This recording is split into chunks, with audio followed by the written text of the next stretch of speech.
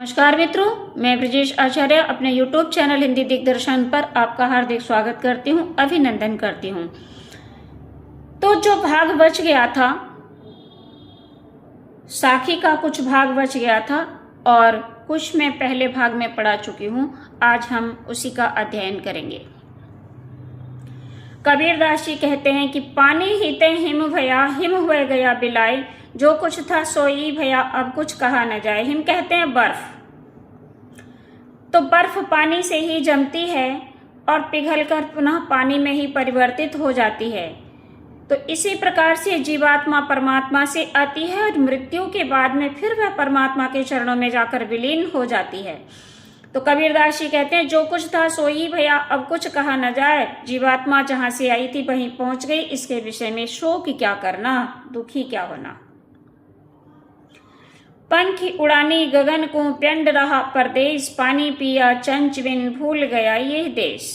जीवात्मा रूपी पक्षी जब गगन को उड़ जाता है तो हमारा ये पार्थिव शरीर, प्यंड माने शरीर, और ये पार्थिव शरीर के लिए प्यंड कहा गया है, ये इस भूलोक में पड़ा रह जाता है और जीवात्मा के लिए ये भूलोक परदेश होता है। पानी पिया चंच बिन, भूल गया यह देश। और ये जीवात्मा रूपी पक्षी बिना चोंच के ही परमानंद का पान कर लेता है, फिर इस देश को, भूलोक को भूल जाता है। किसी को ये ध्यान नहीं रहता हम पूर्व जन्म में कौन थे। पिंजर प्रेम प्रकाश या अंतर भया उजास, मुख कस्तूरी महमही, बाणी फूटी बास।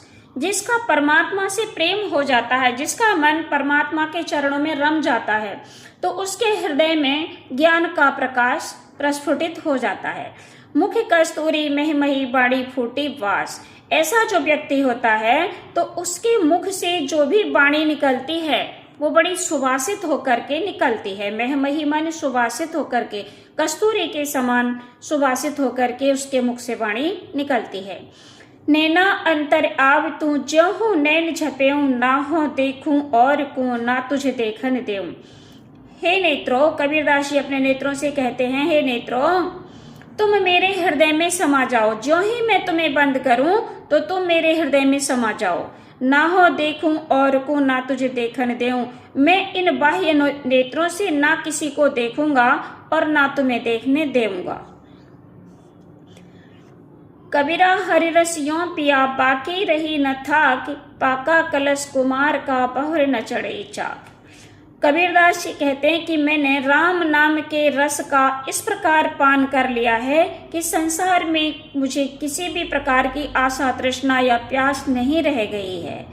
जिस प्रकार से पाका कलश कुमार का, बहुर न चढ़े चाक, कि जब कुमार का घड़ा पक जाता है तो वो दोबारा चाक पर नहीं चढ़ता, उसी प्रकार से मैं भी इस संसार में अब पुनर्जन्म प्राप्त नहीं करूंगा।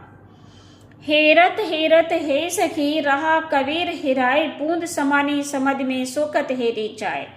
कबीरदास जी कहते हैं कि हेरत हेरत हे सखी, भगवान को ढूंढते ढूंढते मैं स्वयं ही भगवान के ध्यान में खो गया हूँ। बूंद समानी समझ में, सोकत हेरी जाए।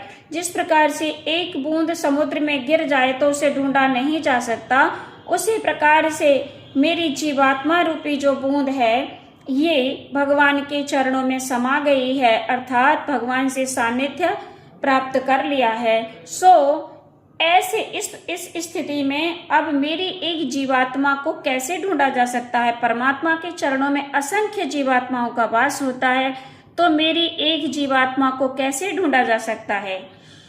कबीर यह घर प्रेम का, खाला का घर नाई, शीश उतारे हाथ कर, सो बैठे घर माई।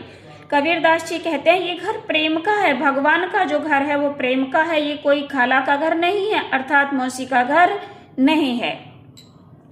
मौसी के घर में बच्चे जैसे चाहें वैसे चले जाते हैं, लेकिन ये मौसी का घर नहीं है, ये प्रेम का घर है। भगवान का घर त्याग का और प्रेम का घर होता है। शीश उतारे हाथ कर, सो बैठे घर माही। जो अपने अहंकार को उतार कर अलग रख देगा, अहंकार को समाप्त कर देगा, वही इस घर में प्रवेश पाने का अधिकारी होता है। जब मैं था तब हरि नहीं, अब हरि है मैं नाही, सब अंधियारा मिट गया जब दीपक देखा माही।